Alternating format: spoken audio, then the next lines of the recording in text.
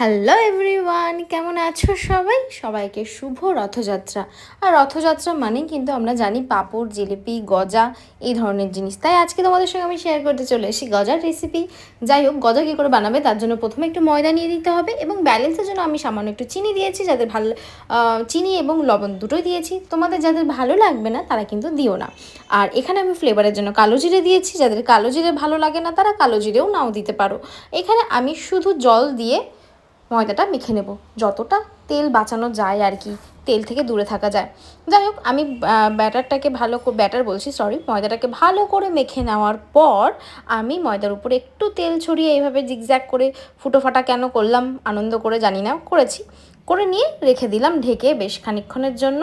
আর এইখানে আমি কড়াইতে জল দিয়ে চিনি দিয়ে আমি কিন্তু শিরাটা বানিয়ে নিয়েছি। শিরাটা বানানোর সময়, নামানোর সময় তোমাদের খেয়াল রাখতে হবে শিরাটা যেন খুব মোটা থাকে, যেন হাতে চ্যাপচ্যাপে হয়ে যায়।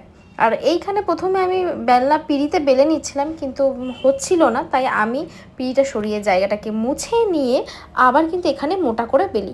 মাথায় একটা জিনিস রাখবে, বেলে যখন চাকু দিয়ে কাটবে, যেহেতু গজা একটু মোটা হয় তাই গোলাটাকে কিন্তু পাতলা করে বেলা যাবে না, বেলতে হবে একটু মোটা করে। বেলে নেওয়ার পর আমরা কিন্তু কেটে কেটে তারপর কড়াইতে ভেজে নেব। এই যে এখানে দেখো আমি কিভাবে করছি, আমার এই কাটিংগুলো একটু মোটা হয়েছে, কোনোটা পাতলা হয়েছে, একটু তাড়াহুড়োতে ছিলাম আমি, সেই জন্য এরকম হয়েছে। আমি কিন্তু আবার পরে কিন্তু আরেকবার দেখিয়ে দেবো সেটা যে কীরকম করেছি। তোমরা একটু সরু করে করলে দেখতে পুরো পারফেক্ট গজার মতো হবে। আমি সব রকমই মিশিয়ে করেছি, এখানে ভেজে নিয়েছি। ভাজার সময় তোমাদের একটা জিনিস খেয়াল রাখতে হবে, নেভা আছে ভাজবে, এবং যখন নামাবে তখন কিন্তু নামানোর সময় একটু গ্যাসটা বাড়িয়ে দিও, তাহলে ক্রাঞ্চিনেসটা ভালো হবে। এই দেখো, এইগুলো কিন্তু খুবই পাতলা পাতলা। আর সত্যি বলতে আজকে ভীষণ তাড়াহুড়োতে করেছি, মেঘলা ছিল, কাপড় তুলতে হবে রোজই, এখন এত বৃষ্টি হচ্ছে, বুঝতেই পারছো পরিস্থিতি, সেই জন্য হয়নি। আর এখানে যে আমি ভাঙলাম, এই ক্রাঞ্চিনেসটা বুঝতে পারছে কত সুন্দর। দেখো শিরাটা একদম বেশ ঘন হয়ে আছে। আর এইখানে আমি এই নিমকিগুলোকে বা গজাগুলোকে দিয়ে নাড়িয়ে চাড়িয়ে কিন্তু বারবার শিরার মধ্যে নাড়ালেই কিন্তু রেডি হয়ে যাবে, কিচ্ছু করার প্রয়োজন নেই। শিরাটা যদি তুমি ঠিকঠাক করতে পারো, এভাবে নাড়িয়ে কিছুক্ষণ রেখে দিলেই কিন্তু একদম পুরো পারফেক্ট খাস্তা গজার মতো হয়ে যাবে। ঠিক আছে, এই দেখো কত সুন্দর করে।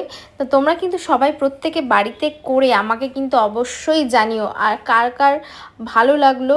আর এটা কিন্তু আমিও কিন্তু আমার শ্বশুরমশাইয়ের থেকেই শিখেছিলাম। বাড়িতে কালী পুজোতে প্রচুর শিরা থেকে যায়, তখন কিন্তু উনি এটা করেছিল, আমি দেখেই কিন্তু ওনার থেকেই কিন্তু এটা আমি শিখেছি। আর সত্যি তোমরা যারা খুব বেশি চিনি খেতে ভালোবাসো তারা আরেকটু চিনি দিতে পারো, তাহলে একদম পুরো সাদা হবে। আমি এটুকুই ভালোবাসি তাই অল্প চিনি দিয়েছি। ভিডিওটা কেমন লাগলো অবশ্যই কমেন্ট করে